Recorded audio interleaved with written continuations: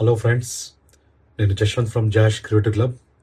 So ఈరోజు మనం చర్చించబోయే విషయం ఏమిటంటే భారతదేశంలో పన్ను రహితంగా ఉండే 10 ఆదాయపు మార్గాలు. తమ పన్ను భారం తగ్గించుకోవడానికి తగ్గింపులు అంటే డిడక్షన్స్ మరియు మినహాయింపులు అంటే ఎగ్జంప్షన్ కోసం చూస్తారు. అయితే ఆదాయ పన్ను చట్ట ప్రకారం కొన్ని ఆదాయపు వనరులు పూర్తిగా పన్ను రహితం అంటే ట్యాక్స్ ఫ్రీగా ఉంటాయి. దీనివల్ల వ్యక్తులు తమ ఆదాయంలో ఎక్కువ భాగాన్ని పన్ను చెల్లించుకోకుండా ఉండవచ్చు.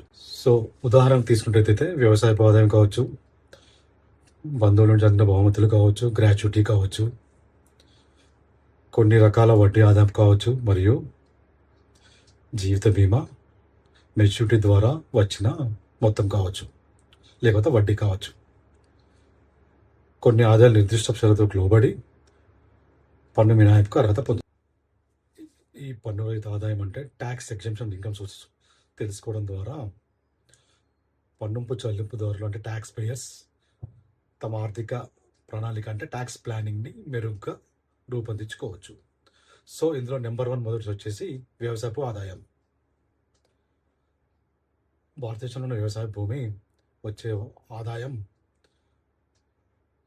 ఆదాయం పన్ను చట్టంలోని సెక్షన్ 10/1 ప్రకారం పన్ను మినహాయింపు పొందబడుతుంది. ఇందులో ఏముంటుందంటే పంటల సాగు మరియు రాబడి ద్వారా వచ్చిన ఆదాయం. భారతదేశం వెలుపల ఉన్న భూమి నుండి వచ్చిన వ్యవసాయ ఆదాయం భారతీయ నివాసితులకు పన్ను రహిత పరిధిలోకి వస్తుంది. నెంబర్ 2 వచ్చేసి బంధువుల నుండి పొందిన బహుమతులు లేదా వారసత్వపు ఆస్తి. సో కింది రకాల బహుమతులు పూర్తిగా పన్ను మినహాయింపులకు అర్హత పొందుతాయి. సో అలాంటివి ఏంటంటే ఫస్ట్ వన్ వచ్చేసి నిర్దిష్ట పన్ను నుండి పొందిన బహుమతులు కావచ్చు, వివాహ సందర్భంగా పొందిన బహుమతులు కావచ్చు, వారసత్వంగా పొందిన ఆస్తి కావచ్చు, లేదా నగదు వీలునామా అంటే విల్ ద్వారా పొందిన ఆస్తి కావచ్చు, లేదా దాత మరణాన్ని ఊహించి ముందే ఇచ్చిన ఆస్తి కావచ్చు. ఇందులో ముందు తెలుసుకోవాల్సింది ఏంటంటే బంధువులు కానీ వ్యక్తుల నుండి పొందిన బహుమతులు ఆర్థిక సంవత్సరంలో 50,000 వరకు మాత్రమే పన్ను రహితంగా ఉంటుంది. 50,000 వరకు ట్యాక్స్ ఎగ్జంప్షన్ ఉంటుంది. ఈ పరిమితిని మించి ఉంటే ఆ మొత్తానికి పన్ను కట్టాల్సి వస్తుంది. విద్యా ప్రయోజనాల కోసం అందించే స్కాలర్షిప్స్ అండర్ సెక్షన్ 10/16 ప్రకారం పన్ను మినహాయింపును పొందుతాయి. ఈ మినహాయింపు కింద సంస్థల ద్వారా ఇచ్చే స్కాలర్షిప్ కావచ్చు, ప్రభుత్వం ఇచ్చింది కావచ్చు, విద్యా సంస్థ ద్వారా వచ్చింది కావచ్చు, స్వచ్ఛంద సంస్థల ద్వారా వచ్చింది కావచ్చు, ప్రైవేట్ సంస్థ ద్వారా వచ్చింది కావచ్చు.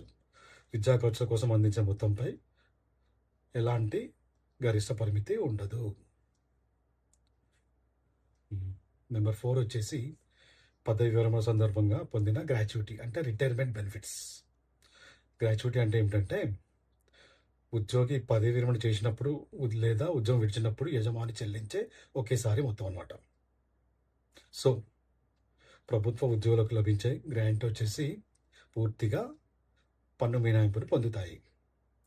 అలాగే ప్రైవేటు ఉద్యోగులకు ఇచ్చే సెక్షన్ 10/10 ప్రకారం 20 లక్షల వరకు మినహాయింపు పొందుతారు.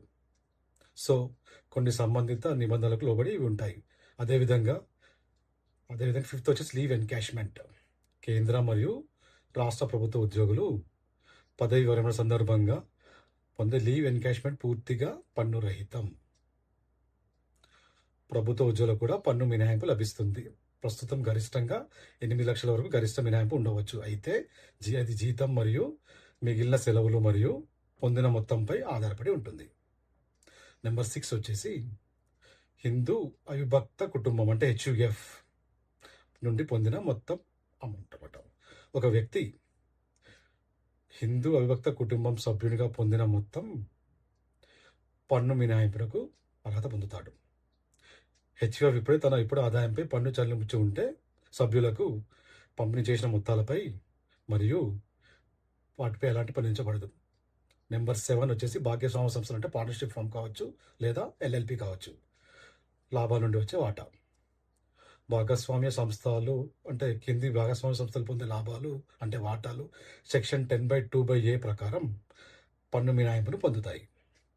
ఇది ద్వంద్వ పన్ను అంటే డబుల్ టాక్సేషన్ కలిగించిన ఒక డిమాండ్ ఒక నిబంధన అనమాట. ఇది వచ్చేసి పన్ను రహిత వడ్డీ ఆదాయం. వివిధ రకాల వడ్డీ ఆదాయాలు పన్ను మినహాయింపులు పొందుతాయి. సో అలాంటి వాటిలో కొన్ని సుకన్య సమృద్ధి యోజన పథకం. సో అలాంటివి వచ్చిన వడ్డీ. పబ్లిక్ ప్రావిడెంట్ ఫండ్ అంటే పీపీఎఫ్ వడ్డీ. కొన్ని ట్యాక్స్ ఫ్రీ బ్యాండ్స్పై వచ్చి వడ్డీ. నెంబర్ 9 వచ్చేసి ప్రావిడెంట్ ఫండ్ పీపీఎఫ్ ఉపసంహరణలు. కొన్ని షరతులు నెరవేరితే పీఎఫ్ నుండి తీసుకున్న డబ్బుపై ఎలాంటి పన్ను ఉండదు. ఉదాహరణకి ప్రభుత్వ ఉద్యోగులు ఎస్పీఎఫ్ గుర్తింపు పొందిన పీఎఫ్ నుండి వచ్చింది 5 సంవత్సరాల నిరంతర సేవ తర్వాత తీసుకున్న మొత్తం అనమాట. నెంబర్ 10 వచ్చేసి జీవిత బీమా పాలసీ మెచ్యూరిటీ నుంచి వచ్చిన మొత్తం. లైఫ్ ఇన్సూరెన్స్ పాలసీ మెచ్యూరిటీ సమయంలో వచ్చే డబ్బుపై చాలా సందర్భాలలో పన్ను రహితంగా ఉంటుంది. అయితే పాలసీ రకం, ప్రీమియం, మొత్తం వంటి అంశాలపై ఆధారపడి కొన్ని సందర్భాల్లో పన్ను వర్తించకపోవచ్చు. పన్ను ఇంపు వర్సెస్ పన్ను తగ్గింపులు అంటే ఎగ్జంప్షన్స్ వర్సెస్ డిడక్షన్స్. పన్ను మినహాయింపు అంటే ఎగ్జంప్షన్స్ అంటే ఏంటంటే ఆ ఆదాయంపై అసలు పన్ను ఉండదు, పన్ను లెక్కల్లో ఆ ఆదాయాన్ని చేర్చరు.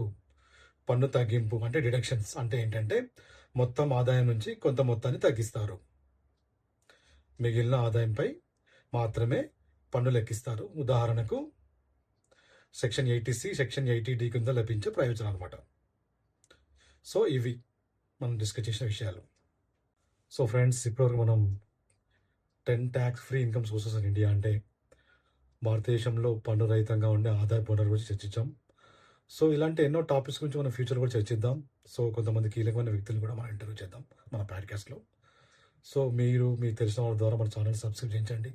ఇలాంటి ఎన్నో అప్డేట్స్ గురించి మనం తెలుసుకుందాం. Thank you very much for your time. Keep subscribing. Thank you.